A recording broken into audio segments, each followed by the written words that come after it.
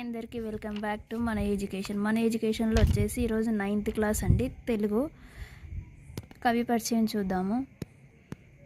First lesson వచ్చేసి ధర్మానంజనులు. కవి వచ్చేసి చేమకూరు వెంకట కవి. కాలం 17వ శతాబ్దం. రచనలు సారంగధర చరిత్ర, విజయ విలాసం. విశేషాలు ప్రతిపద్య చమత్కారంతో స్వతంత్ర కావ్యంగా విజయ విలాసాన్ని రాసి రాజుకి అంకితం ఇచ్చారు. సారంగధర చరిత్రను పద్యకావ్యంగా వ్రాసిన వారిలో మొదటివాడు విజయ విలాసమును కృత్తిభర్త రఘునాథ నాయకుడు. ప్రబంధం ప్రకృష్టమైన బంధగలది అను వ్యక్తివృత్తి గలది. ప్రబంధ శబ్దం పురాణేతి హాలాల నుండి స్వీకరించబడిన కథా వస్తువు వర్ణాలతో పెంచి స్వర్గబంధంగా ఆశ్వాసాలుగా రచించిన ప్రబంధమవుతుంది.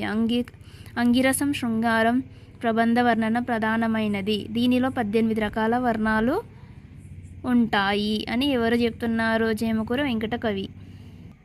నేనెరిగిన బురుగులు. పివి నరసింహారావు. పూర్తి పేరు వచ్చేసి పాములపర్తి వెంకట నరసింహారావు. కాలం క్రీస్తుశకం 1921 2004. జన్మస్థలం నర్సంపేట మండలం, లక్నేపల్లి గ్రామం, వరంగల్ రూరల్ జిల్లా. రచనలు సహస్రవన్ ఆధారం, విశ్వనాథ 1000 పడగలు, కేంద్ర సాహిత్య అకాడమీ బహుమతి.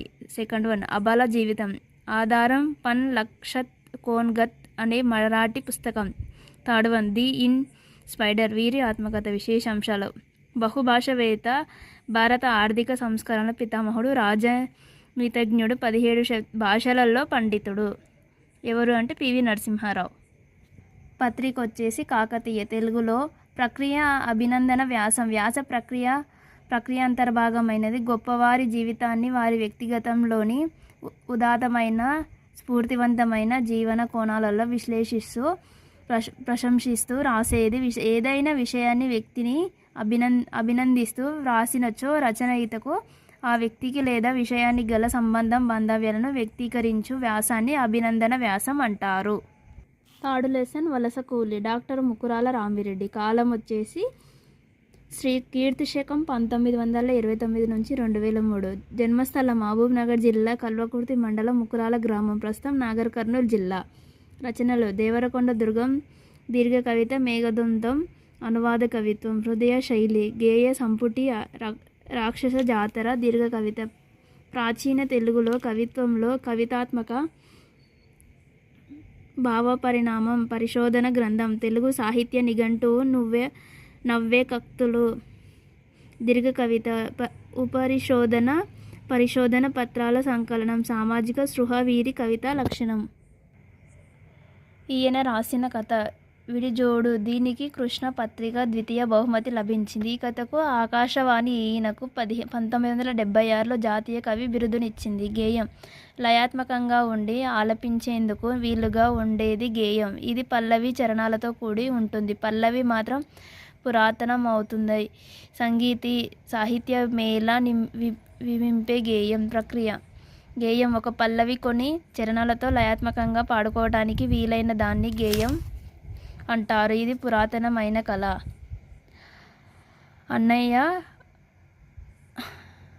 అన్మయ్య, క్షేత్రయ్య మొదలగు వారి పాటలను సాహిత్య ప్రక్రియగా చేసుకొని వాగ్మయ సృష్టి చేశారు. ఆధునిక కాలంలో పాట ప్రజల్లో ఉద్యమ స్ఫూర్తిని, చైతన్యాన్ని కలిగించింది. నెక్స్ట్ ఫోర్త్ లెసన్ రంగాచార్యత ముఖాముఖి. డాక్టర్ దాశరథి రంగాచార్యులు. కాలం క్రీస్తుశకం 24/8/1928 7/6/2015. జన్మస్థలం వరంగల్ జిల్లా, చిన్నగూడూరు, ప్రస్తుతం మహబూబాబాద్ జిల్లా. రచనలు నవలలు చిల్లర దేవుళ్ళు, రాష్ట్ర సాహిత్య అకాడమీ అవార్డు లభించింది. జానపదం మాయాజాల తారు, అమృతాంగమయ్య, శరతప్లం మొదలగు పూలు. ఈయన ఆత్మకథ లాంటివ నవలల. ఆత్మకథ, జీవనయానం, జానపదం, సీతా చరితం, జీవిత చరిత్రలు, శ్రీ మాధవరామాచార్యులు, బుద్ధబాణుడు, ప్రేమ్చంద్ జీవితం. ఇతరములు వేదం, జీవననాదం, దేవదాసు, ఉత్తరాలు, హరివంశం, తెలంగాణ జీవనగానం, రైతాంగ పోరాటం వంటి అంశాల నేపథ్యంగా రచనలు చేశాడు.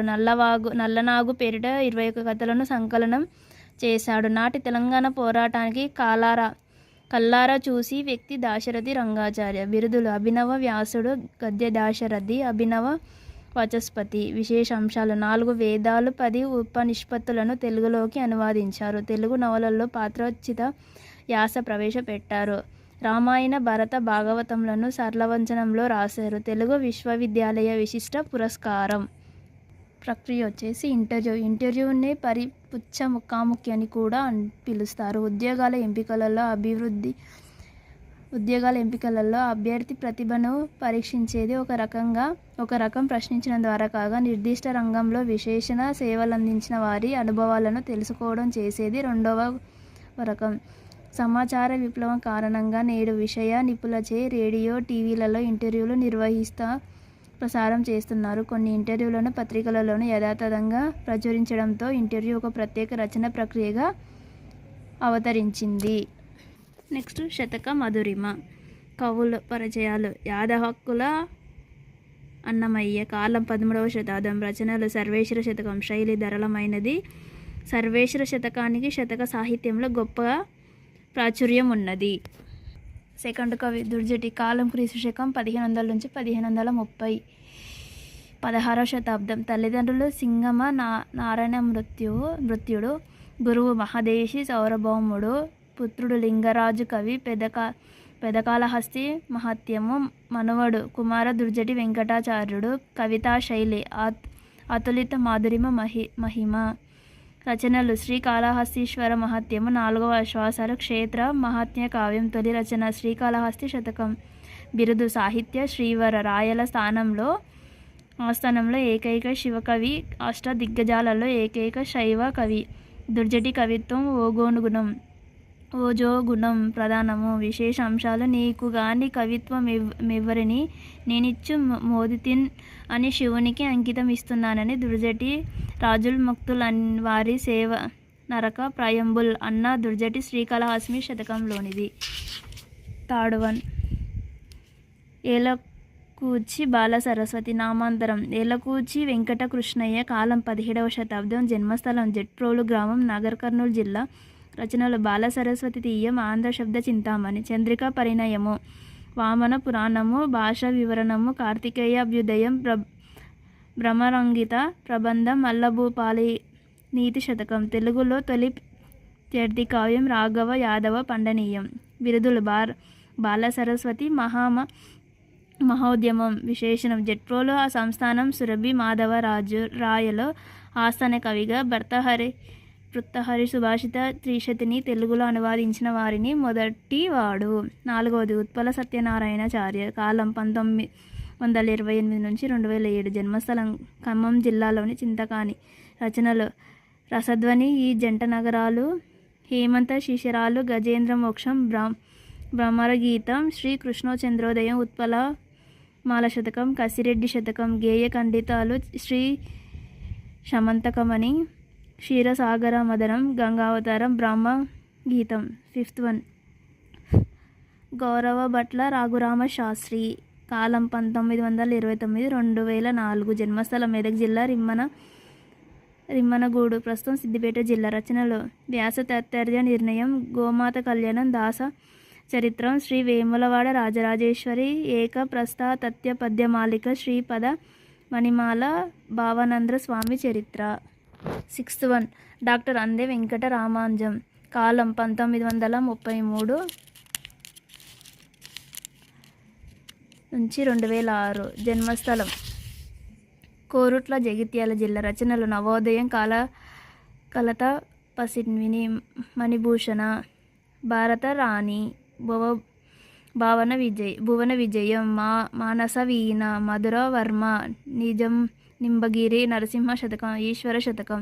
బిరుదులు: కవి శిరోమణి, అవరాధ చతురసన, అవధాన యువకేసరి. నెక్స్ట్, ఇమ్డి జెట్టి చంద్రయ్య, కాలం 1934-2001. జన్మస్థలం: తాళపల్లి గ్రామం, నాగర్ కర్నూలు జిల్లా. రచనలు: హరికథలు, హనుమద్రాసు సంగ్రామం, భక్తి శిరలయాల వీరబ్రహ్మేంద్ర విలాసం శతకాలు రామప్రభు శతకం మృత్యుంజయ శతకం పాలెం వెంకటేశ్వర శతకం కావ్యాలు శిరీషనగ గండిక మహత్యం కర్పదారి మహత్యం ప్రక్రియ శతకం. తెలంగాణ తెలుగు సాహిత్యంలో ప్రధానమైన ప్రక్రియ శతకం. శతకానికి ప్రధానంగా 5 లక్షణాలు ఉంటాయి. 1. సంఖ్యా నియమం. 100 నుంచి 108 పద్యాలు ఉంటాయి. మకుట నియమం. ఒక పదం అర్ధపదం పదం ద్విపదాలుగా మకుటాలుగా ఉంటాయి. మకుటం అనగా కిరీటం. ముక్తక నియమం. శతకంలో పద్యానికి ఏ పద్యానికి ఆ పద్యం స్వయం సంపూర్ణంగా ఉండడమే ముక్తకం. ఈ లక్షణాన్ని శతకాలు గాథ సప్తశతి నుండి పొందుతాయి. అందుచే శతకాలను ముక్తకాలు అంటారు. వృత్త నియమం. ఒక్కొక్క శతకం కొన్ని ఛందస్సుతోనే సాగటం. ఉదాహరణ వృషాధిప శతకం, ఉత్పలమాల చెంపకవన, సుమతి శతకం కంద పద్యాలు, వేమన శతకం ఆటవెలది, శివతత్వ సారం కంద పద్యాలు, దాశరథి శతకం శార్దూల మత్తేవం. 5th one ఆత్మశ్రేయత. శతక కవులందరూ తమ జీవిత విశేషాలు స్వీయ అనుభవాలు జోడించి శతకాలు వ్రాయడం. నెక్స్ట్ 6th లెసన్ దీక్షకు సిద్ధము కాండి. ప్రక్రియ కరపత్రం. ఒక వ్యక్తి లేదా సంస్థ ప్రజలకు అందించాలనుకుంటే సమాచారాన్ని వీలైనంతగా సంక్లిష్టంగా తయారు చేసి పంపించే వాటిని కరపత్రాలు అంటారు. ముద్రణ యంత్రం అందుబాటులోకి వచ్చాక ప్రచారానికి కరపత్రం విరివిరిగా ఉపయోగిస్తున్నారు. ఆంగ్లంలో పాంప్లెంట్గా వ్యవహరించబడేది ఈ కరపత్రం 1-2 పేజీలను మించి ఉండదు. సాధారణంగా వాటిని తాత్కాలిక ప్రయోజనానికి ఆశించి లేదా ప్రజలలో మార్పును అవగాహన ఆశించి తయారు చేస్తారు. నెక్స్ట్ చెలిమి. పొన్నుకంటి తెలగన. కాలం క్రీస్తుశకం 16వ శతాబ్దం. 1520 1580. జన్మస్థలం గోల్కొండ పరిసరాలలో. పటాన్ చెరువు సంగారెడ్డి జిల్లా. తండ్రి భావనమత్యుడు. రచన యాతాతి చరిత్ర. తెలుగులో తొలి అచ్చ తెలుగు కావ్యం. 5 ఆశ్వాసాలు. విశేషాంశాలు. ఇబ్రహీం కుతుబ్ షా కూలీ కుతుబ్ షా సామంతుడైన అమీన్ ఖాన్కు ఈ రచనలు అంకితం ఇచ్చాడు. యాతుతి చరిత్రకు ఆధారం భారత భాగవత కథలు. దీనికి మాతృక నన్నయ్య. భారతంలోని ఆదిపర్వం. పాత్రాలు. యాతుతి దేవయాని రక్ష గురువు కుమార్తె శర్మిష్ఠ రాజకుమార్తె. తెలంగాణ అచ్చ తెనుగు ఆదికవిగా సుప్రసిద్ధుడు. ప్రక్రియ అచ్చ తెలుగు కావ్యం. చిత్ర ప్రబంధం కోవకు చెందినది అచ్చ తెలుగు కావ్యం. కేవలం అవిచ్చిక భాష ఉపయోగించి రచించిన కావ్యాన్ని అచ్చ తెలుగు కావ్యం అంటారు. పొన్నెగంటి తెలంగాణ యాతతి చరిత్ర తొలి అచ్చ తెలుగు కావ్యం. ఇది కావ్య ప్రక్రియకు చెందినది. తెలుగు కావ్య భాషలో ఈ భాష పదాలు అత్యధికంగా కనిపిస్తుంది. సంస్కృతం. ఏది అంటే చెలిమి. నెక్స్ట్ ఉద్యమ స్ఫూర్తి. సంగెం లక్ష్మీబాయి. కాలం 1911 1979. జన్మస్థలం రంగారెడ్డి జిల్లా గట్కేశ్వర గ్రామం. ప్రస్తుతం మేడ్చల్ మల్కాజ్గిరి జిల్లా. ఆత్మకథన. జైలు జ్ఞాపకాలు అనుభవాలు. ప్రక్రియ ఆత్మకథ. ఒక వ్యక్తి తన జీవిత విశేషాలను తనే గ్రంథస్థం చేసుకుంటే దానిని ఆత్మకథ లేదా స్వీయ చరిత్ర అంటారు. స్వీయ చరిత్రలో రచయిత సమకాలీన విషయాలు, సాంఘిక ఆర్థిక రాజకీయ స్థితిగతులను ప్రతిబింబిస్తాయి. ఉత్తమ పురుష కథనంలో సాగే ఆత్మకథ ఆంగ్ల సాహిత్య ప్రభావంతో తెలుగులోనికి ప్రవేశించినది. భారతదేశంలో రాజా రామ్మోహన్ రాయ్, ఆంధ్రప్రదేశ్లో వెన్నెలకంటి సుబ్బారావు తొలిసారి స్వీయ చరిత్రలు రచించిన కందుకూరి వీరేశలింగం తెలుగులో స్వీయ చరిత్రను రచించారు.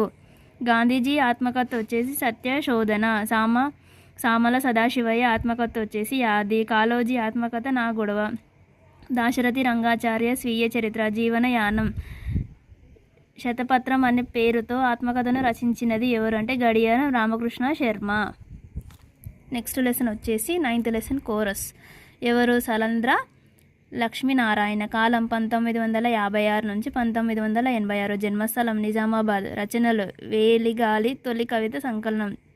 2nd one చావు గీతం. మంచి పేరు తెచ్చిపెట్టిన రచన. 1979. దళిత కవిత్వోద్యమానికి పునాది అని చెప్పుకుని దళిత మానిస్ఫూట్ అనే కవిత వ్రాసారు. ప్రక్రియ వచన కవిత. చందో నియమం లేని స్వేచ్ఛా కవిత్వం వచన కవిత. ఇది భావం ప్రధానంగా కవితాత్మకంగా పక్తులలో సాగుతుంది. వచన కవితలను వస్తువు అభివ్యక్తి శిల్పం ఆధారంగా ప్రతిభావంతమైనది గుర్తించబడతాయి. పద్య కవిత్వానికి వ్యతిరేకంగా అభ్యుదయవాదులు తెలుగులో ప్రవేశపెట్టినది వచన కవిత్వం. ఆంగ్లంలో ఫ్లీవర్స్గా పిలువబడే వచన కవిత ఆధునిక కాలంలో బాగా ప్రసిద్ధమైనది. వచన కవిత్వం ప్రజాస్వామ్య యుగ కథావాహికగా గుర్తించబడినది. దాశరథి వచన కవితను విద్యుత్ ఛందస్సుగా గుర్తించారు. వచన కవితను వచన గేయం, వచన గీతం పేర్లతో వ్యవహరించిన వారు Sri Sri Kandukuri. 10th lesson వాగ్భూషణం. Doctor ఇరివెంకి Krishnamurthy. కాలం క్రీస్తు శకం 1930 1989.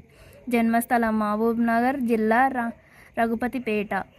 రచనలు తెలుగు ఉత్తర భారత సాహిత్యాలు వాగ్భూషణ్ వెలుగుబాటులు, వేగుచుక్కలు, చాటువులు, అడుగు జాడలు, దేశమును ప్రేమించుమన్న, వెలుగు చూపే తెలుగు పద్యాలు, పరిశోధన సిద్ధాంత గ్రంథం, కవి సమయాలు. విశేషాంశాలు వచ్చేసి పఠనీయం శీర్షికతో 39 ఉత్తమ గ్రంథాలు పరిచయం చేశాడు. ఎవరు అనంటే ఇరివెంకటి కృష్ణమూర్తి. ఎన్ని అంటే 39 ఉత్తమ గ్రంథాలు. మహబూబ్నగర్లోని శ్రీ సీతారామాంజనేయ గ్రంథం ద్వారా హైదరాబాద్ రాష్ట్ర విమోచన ఉద్యమంలో పాల్గొని జైలు శిక్ష అనుభవించిన సాహితీవేత్త, పరిశోధకుడు. యువభారతి సాహిత్య సాంస్కృతిక సంఘంలో అధ్యక్షుడిగా పనిచేశాడు. ప్రక్రియ వచ్చేసి వ్యాసం చెప్పవలసిన విషయాలను ఆకర్షణీయమైన శీర్షికలతో, సముచిత భాగాలతో సూటిగా నిర్దిష్టంగా స్పష్టంగా విశ్లేషిస్తూ వ్రాయుటను వ్యాసం అంటారు. ఇది వచన రూపం. పద్యానికి గీటురాయి గద్యం అయితే గద్యానికి గీటురాయి వ్యాసం. 11th లెసన్ వచ్చేసి వాయసం. కవి వచ్చేసి మామిడిండ్ల రామగౌడ్. కాలం 1943 2003. జన్మస్థలం నిజామాబాద్ జిల్లా వర్ని మండలం రుద్రూరు గ్రామం. తల్లిదండ్రులు బాలమ్మ మల్లగౌడ్. రచనలు రసతరంగిణి, కవిత సుధరా, హరి గౌరి గౌడ ప్రబోధం. శతకాలు శబరిమాత శతకం, నరసింహ శతకం, కవి గౌడప్ప శతకం. బిరుదులు సుకవి, సుధాకర, మారకవి, మధుర కవి, కవి కోకిల. ప్రక్రియ ఆధునిక పద్యం, ప్రాచీన కావ్యం. కావ్య లక్షణాలకు భిన్నంగా ఆధునిక కాలంలో ఆధునిక భావాలతో, వస్తువులతో రచించబడ్డ ఛందోబద్ధమైన కావ్యాన్ని ఆధునిక పద్య కావ్యంగా వ్యవహరిస్తున్నారు. తెలుగులో ఆధునిక యుగంలో వచ్చిన ఖండ కావ్యాలు, లఘు కావ్యాలు, ప్రబంధాలు, కావ్యాలు ఆధునిక పద్య కావ్యాలు అవుతాయి. ఇందులో ఆత్మశ్రేయత గోచరిస్తుంది. పద్య రచన ప్రక్రియ ఛందోబద్ధక రచనను పద్యం అని పేరు వచ్చింది. నెక్స్ట్ 12th లెసన్ తీయని పలకరింపు. ఎవరు కవి అంటే ఇల్లందుల సరస్వతి దేవి. కాలం 1918 1998. రచనలు దరిజేరిన ప్రాణులు, ముత్యాల మనస్సు, కల్పవల్లి మనము మన ఆహారము, అక్కరకు వచ్చిన చుట్టం, దూరం చేసిన పొలిమేరలు, తల్లి లేని పిల్లలు, మంచు వీడిన మొగ్గ, తేజోరు ముర్దు, కథానిక, స్వర్ణ కమలాలు, రాజహంస, తులసి దళాలు. విశేషాంశాలు 250 కథలు, 5 నవలలో, 5 వ్యాసాల సంపుటాలు. స్వర్ణ కమలాలు 982 కథానికకు కేంద్ర సాహిత్య అకాడమీ అవార్డు లభించింది. ప్రక్రియ కథ, కథనిక. తెలుగులో కథ, కథనిక శబ్దాలు షార్ట్ స్టోరీకి సమానార్థాలుగా పిలువబడుతున్నాయి. కథానిక కథ అంటే పరిమాణంలో కొంచెం చిన్నది. తెలుగు జాతి గొప్పదనాన్ని ప్రపంచానికి చాటి చెప్పి అంతర్జాతీయ ఖ్యాతిని ఆర్జించి పెట్టిన ఏకైక ప్రక్రియ కథ. కథనిక వచన సాహిత్య ప్రక్రియ అయిన కథనిక రసవర్తమైన ఒకే ఘట్టాన్ని, జటిలమైన అనుభూతిని హృదయం మీద ముద్రిస్తుందని శ్రీపాద అభిప్రాయపడ్డాడు.